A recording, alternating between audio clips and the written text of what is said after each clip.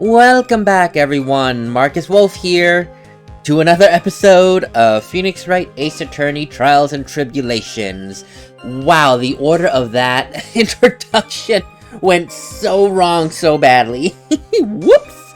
But anyway, somehow, in the last episode, we managed to destroy Luke Atmey's supposed alibi of being at Lorley Taylor stealing the urn. Well, I wouldn't say destroy it, but it's no longer watertight. There is a lot of room for error, which we're legally able to do because he still hasn't been found guilty of being Master Mask. So we still have a chance to dismantle his intricate lie.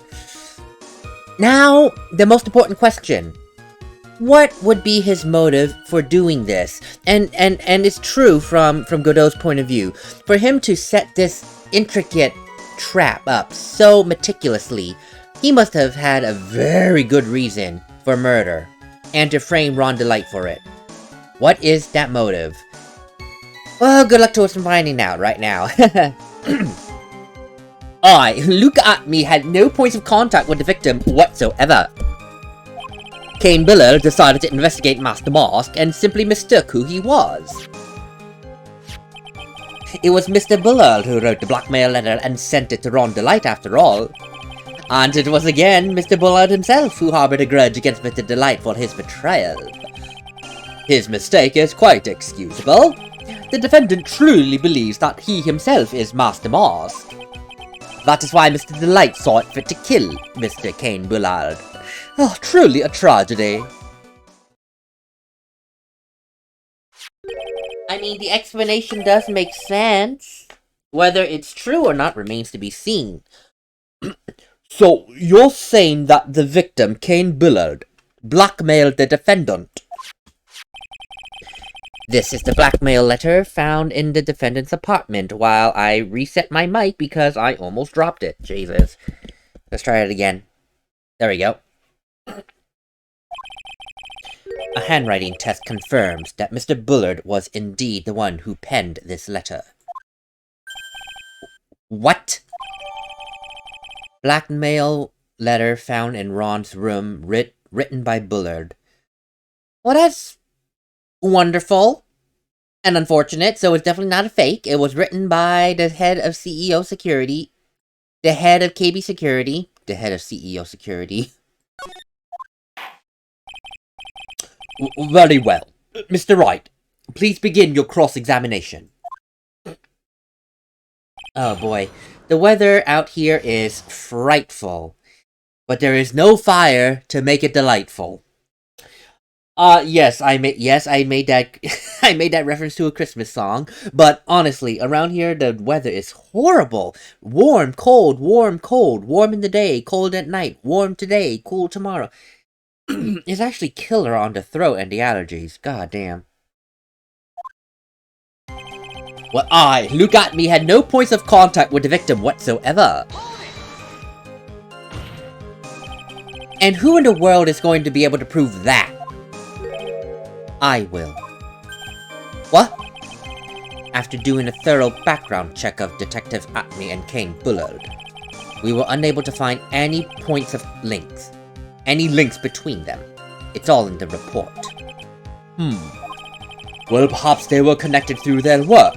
They were both involved in security, after all. Nope. Well, that was quite blunt. In any case, the only one with a motive was Mr. Delight. Kane Bullard decided to investigate Master Mask himself and simply mistook who he was. Mistook.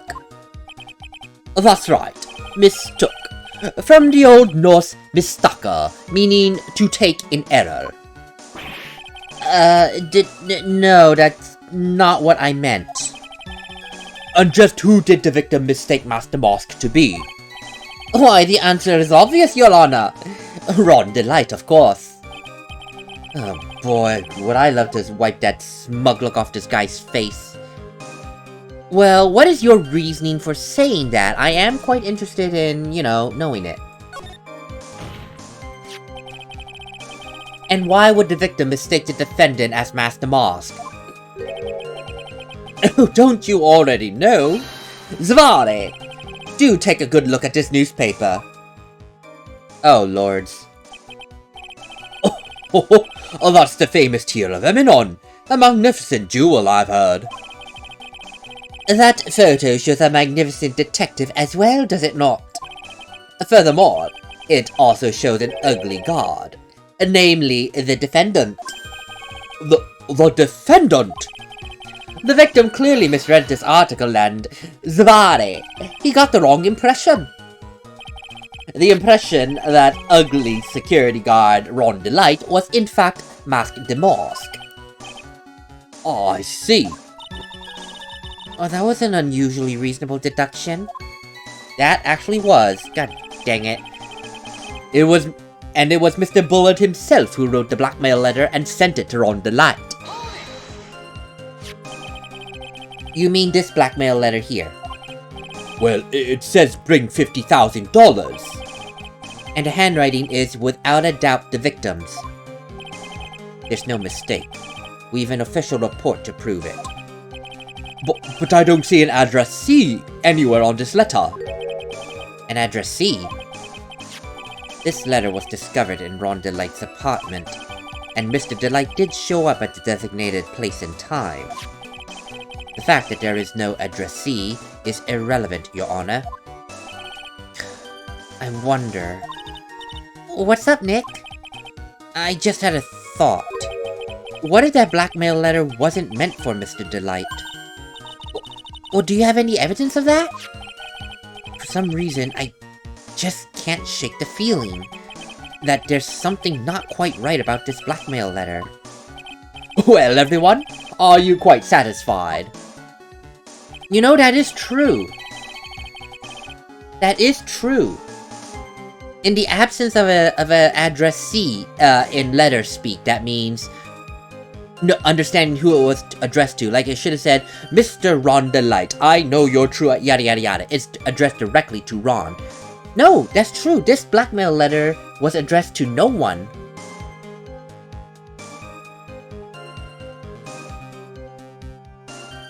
And Atme knew that the blackmail letter was at Ron's house. Ooh, that opens up a possibility. What if Detective Atme knew about the blackmail letter because that blackmail letter is his, as in it was addressed to Luke Atme initially, and he sent it over to Ron Delight in order to put together this chain of events in which he can then frame Ron for murder. How the hell am I gonna prove that, though, if that's true? That is an avenue I can explore. But how am I gonna prove it? Oh, and again, it was Mr. Bullard himself who harbored a grudge against Mr. Delight for his betrayal. What do you mean by that? Oh my, I was certain you were already aware. Zavare! KB Security has a lot of security info on all sorts of companies, and since I was a security team chief, I stole data from the company. Oh dear, that's true. Kane Bullard had yet to forgive young Mr. Delight. Which is why he sent him that letter upon mistakenly believing he was the thief. Here's a file that we discovered in Mr. Bullard's office. Evidence that Mr. Bullard was receiving money through blackmail. However, isn't this a bit odd? Why did the defendant pay Mr. Bullard the money, even though he wasn't actually Master Mask? On that point, there was an unfortunate bit of chance. Mr. Bullard's mistake is quite excusable. The defendant himself truly believes he's Master Mask. Do you really think that story is gonna hold up now? That assertion is not merely my own, I'm afraid. What? I have here a memo from Ron Delight's wife, Desiree Delight.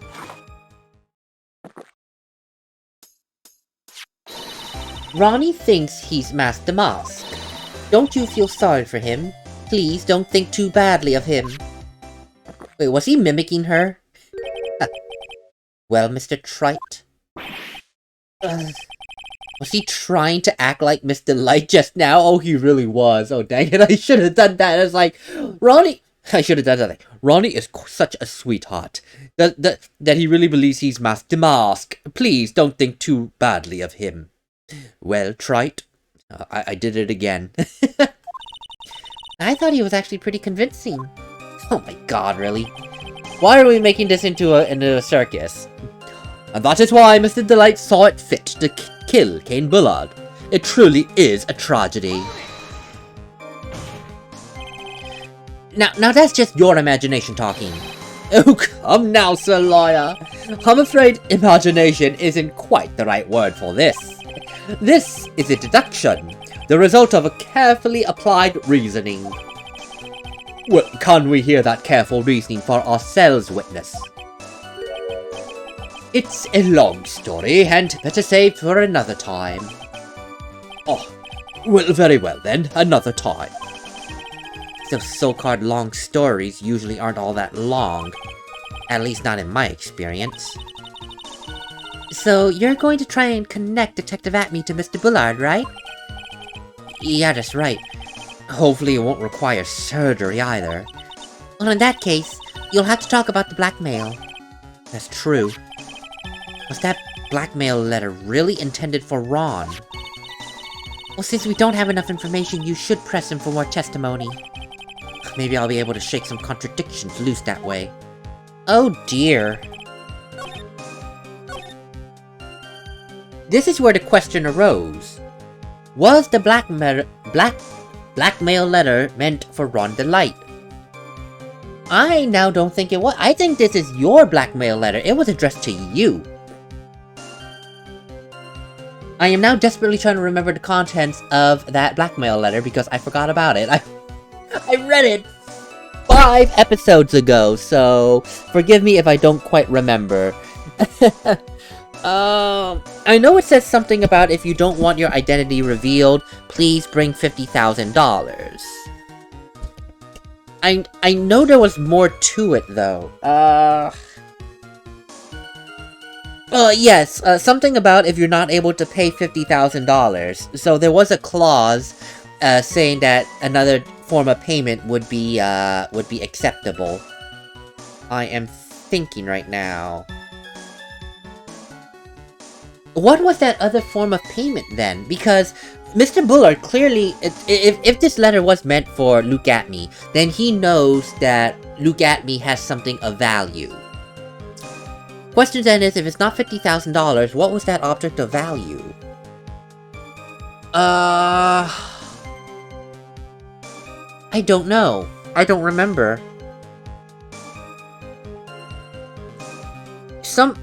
Oh, it's slightly coming back to me. It's something that he received.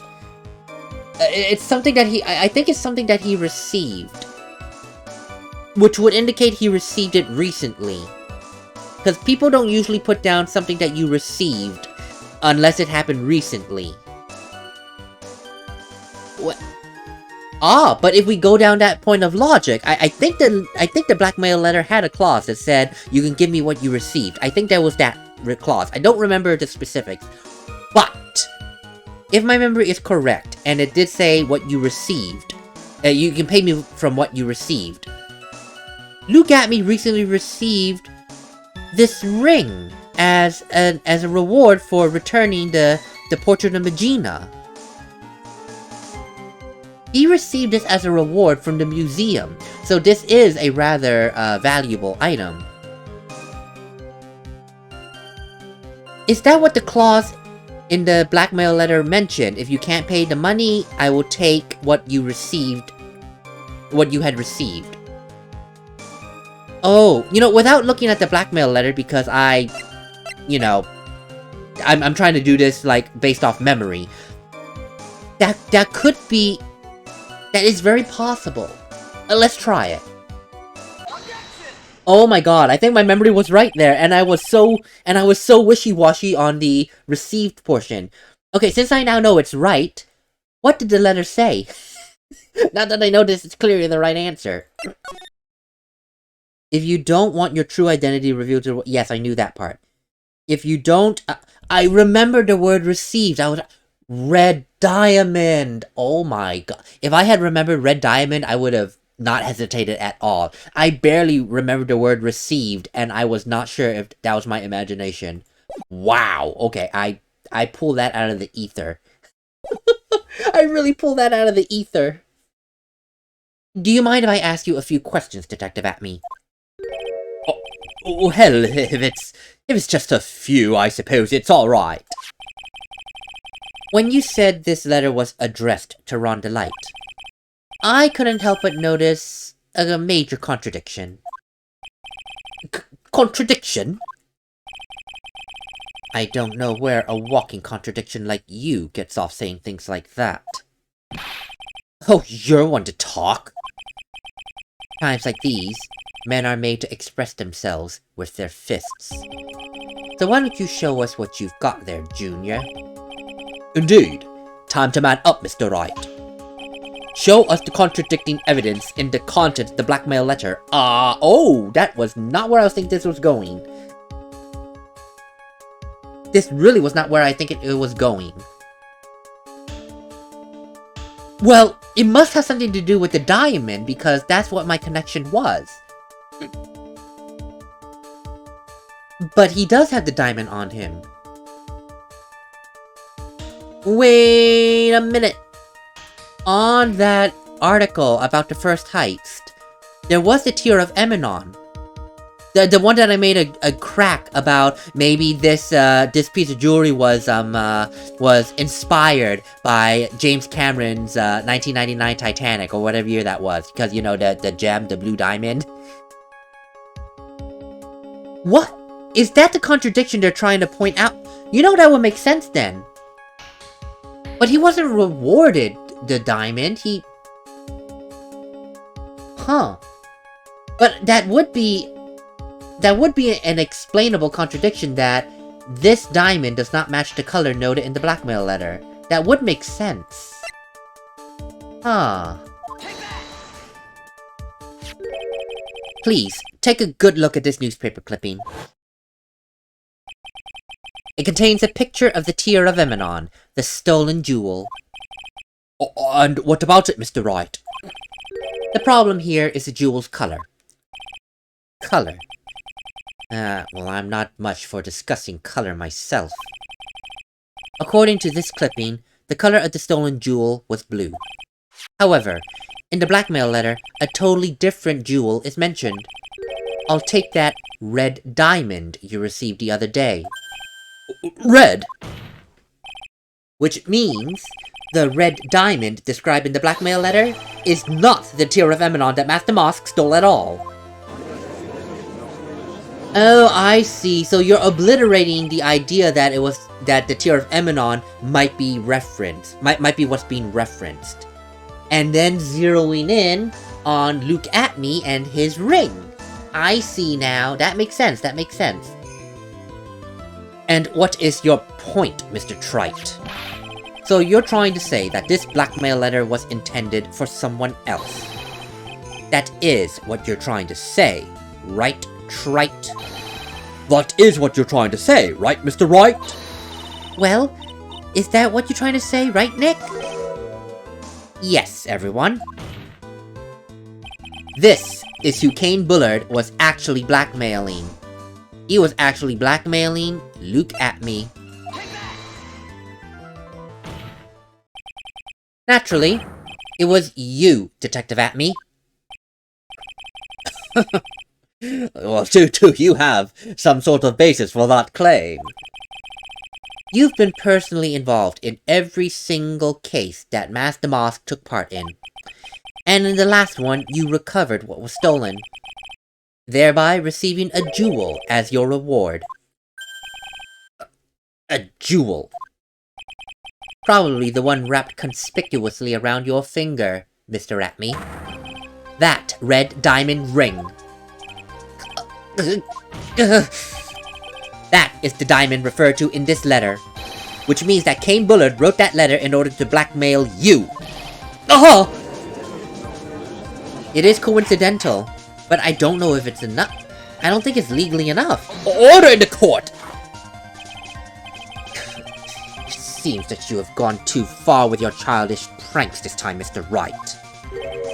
Oh no. I don't like the way he just said that. Kane Bullard. Blackmailing Luke at me? Are you serious? Yes, I am. Nick, come on, stand up to him! Then answer me this. The blackmail letter contains the following passage. If you don't want your identity revealed to the world. Yes, it certainly does reference that. Kane Bullard threatened to make Luke Atmey's identity public knowledge. An identity he wanted to keep a secret. Secret so much that he would kill for it. So what exactly was that identity, Trite? Atmey killed Kane Bullard because he was afraid of his secret becoming known. What was the identity he wanted to keep secret? This is what it all comes down to, Nick. The identity that Luke Atmey wanted to so desperately keep secret was his identity as a blackmailer. He had Ron. I believe he had Ron continue his portrayal of Master Mask and steal objects. And remember, Ron said that he was being blackmailed repeatedly. So what if Luke Atmey... Luke Atmey will sell the objects that were stolen and give Ron a cut of the money. But in order to make Ron keep doing it, blackmail him by saying, you know, I will tell your wife or something or other. It's something that would make Ron want to keep doing it. You're a blackmailer. No, I should say you're a blackmailer. You're the blackmailer. The one that's blackmailing Ron.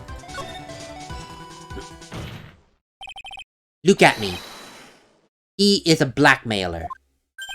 Objection! Hey now.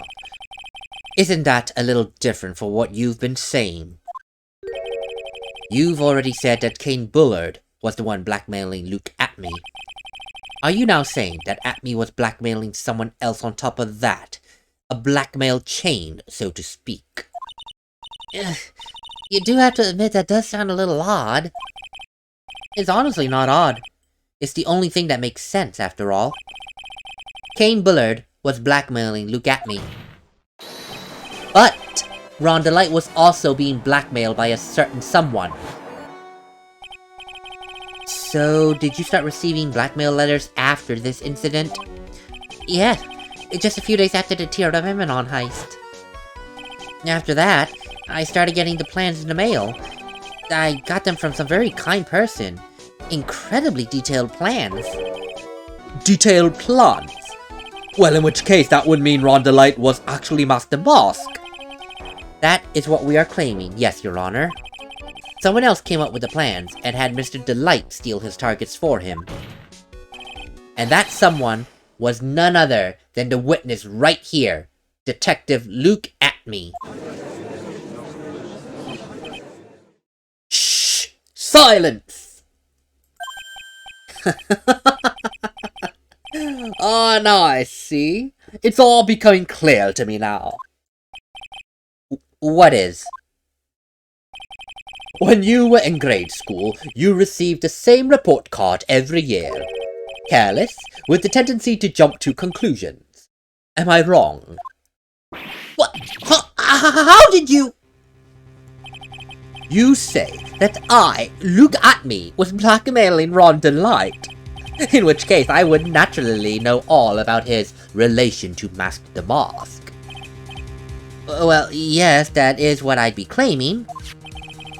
However, Ron DeLite started receiving plans from his second crime onward. Am I correct? In which case, that would mean I've learned of his identity when he committed that first crime. That is a good point. You certainly couldn't have blackmailed him otherwise. In that case, let's see some hot, bitter evidence. During the first crime, how did Luke Atmey know that Ron DeLite was Master Mask?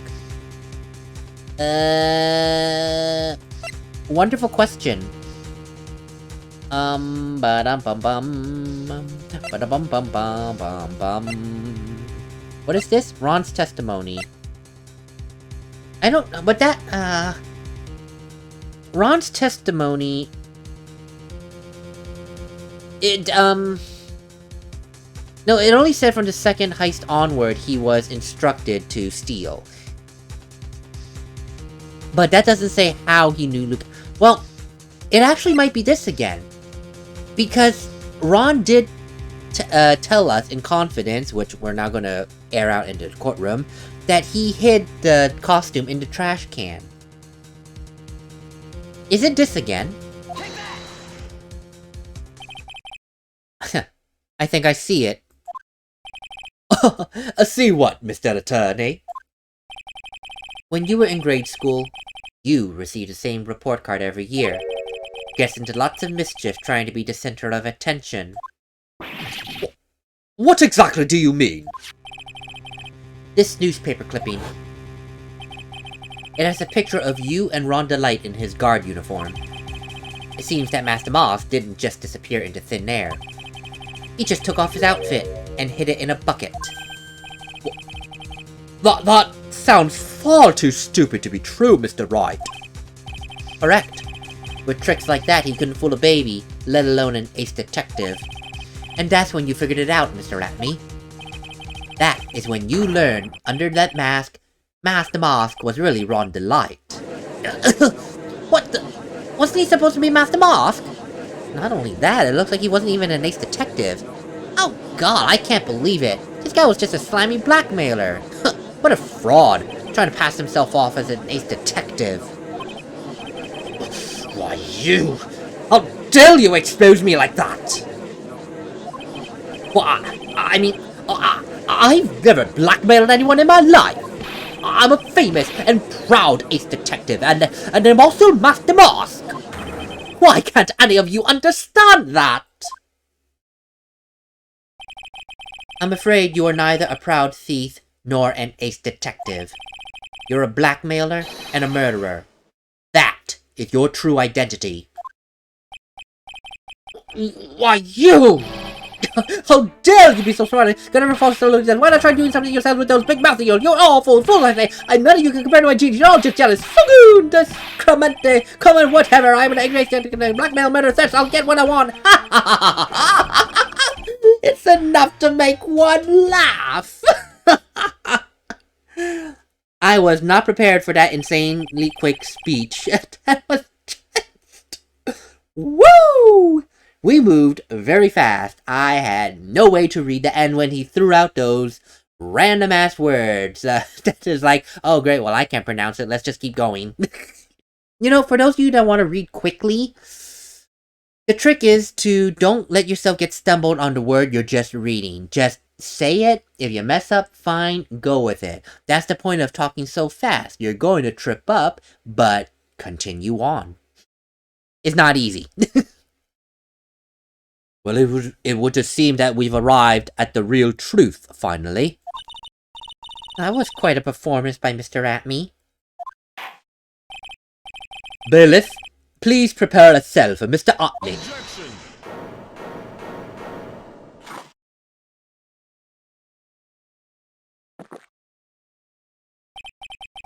The hammer that strikes too fast has no time to aim. What do you mean? I'm already prepared to deliver my ruling, Mr. Godot. Then allow me to say one thing before you do. I will be the one to judge. Oh. You don't get much more in your face than that. So it appears that your claws weren't quite sharp enough, Mr. Trite. What do you... It's true that you've proven a lot of things today. Things like Luke Atme was a filthy blackmailer, and that he wasn't at Lordly Taylor the night of the murder. And that's right. That's why he's the one who killed Mitten, but...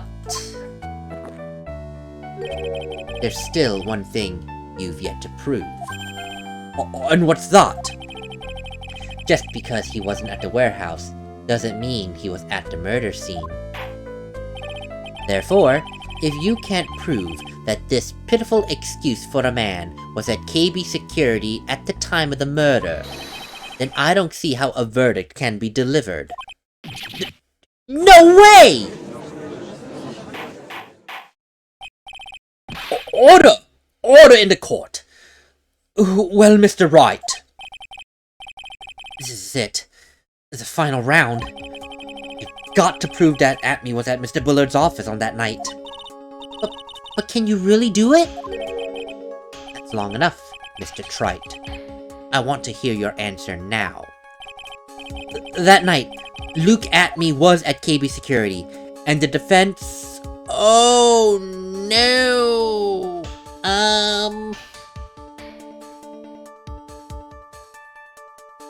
Oh, no. After all this time, you'd think that we would have evidence of that. But the problem is, I don't think we do. It's like with the Master Mask, issue from the last trial. We don't have any evidence to say Luke Atme was Master Mask then. But we had the brooch with Ron's fingerprints. Here's the same problem. We have Ron's own testimony that he was at KB Security at the time the crime occurred. We don't have anything pointing to Luke Atme. Oh, God. We've proven a lot of things, but we've not once connected him to the scene of the crime. We proved that he had an opportunity, since his alibi no longer works, and we proved that he had a motive. Great. We haven't proven that he was at the scene of the crime. If we can't prove that, we don't have a case. Oh god, and I really can't prove it. I have nothing. There is nothing in my memory banks right now that I can sift through. Ah, god damn it. I can't prove it. I can't prove it. As I thought. Yes, but if we hear more of Detective Atme's testimony... Unfortunately, that's as far as you go, Mr. Trite. What do you mean, Mr. Godot? I won't allow for any more testimony. That's what I mean. What? Have you already forgotten? Luke Atme is only here because we interrupted his own trial. And you have failed to prove that he committed this murder. I think it's time for this witness to return to his own trial, and face his guilty verdict as Masked the Mask. No! Well now, Sir Lawyer, it seems that love wins out in the end after all. I am the great ace detective as well as Masked the Mask. My verdict will surely verify that. Just as Ron the Lights will verify that he is the true murderer.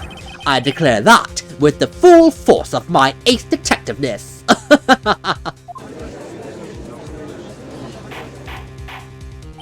Order! Order in this court! I am inclined to believe that this is enough deliberation over this witness. I can't believe this. At this rate Ron is. Don't give up now, Nick. I mean, we still have tomorrow. We can look for more evidence and... No, Maya.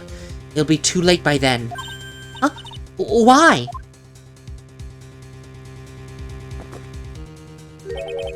Double They are employing double jeopardy. I knew it. It's like, why rush Luke Atme's testimony? And why barge into an ongoing trial to bring him to the witness stand? The only thing that made sense was double... I was right. They are putting that into play. Double jeopardy. Damn it. Damn it. If Luke Atme gets found guilty of being Masked the Mask, like I said in the last episode, he legally could not have been at KB Security. He legally could not have been there. And that would mean, legally speaking, only Ron DeLight could be the viable suspect. Double jeopardy. One of the basic rules of any court of law. Double jeopardy? And remember, yes, Ron DeLite could still be found not guilty. The problem is, might. He could still be found guilty along the way. And when Luke Atmey is put out of the picture, we'd be screwed. We have no one else that could possibly be, you know, the murderer. Double jeopardy? Should the defendant be tried and found innocent in court, that defendant cannot be tried again for the same crime. This is a fundamental rule of all courts, and it applies to this witness as much as it applies to anyone else.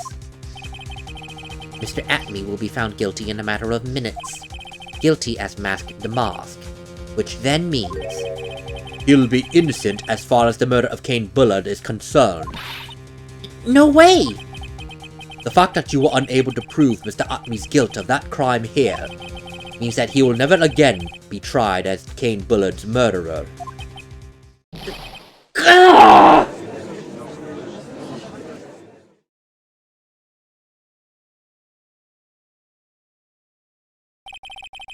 There's nothing I can possibly do to win. Even if Ron is proclaimed to be innocent, the real killer, Luke Atmey's gonna go free! You have cross-examined every statement the witness has made here today, Mr. Wright.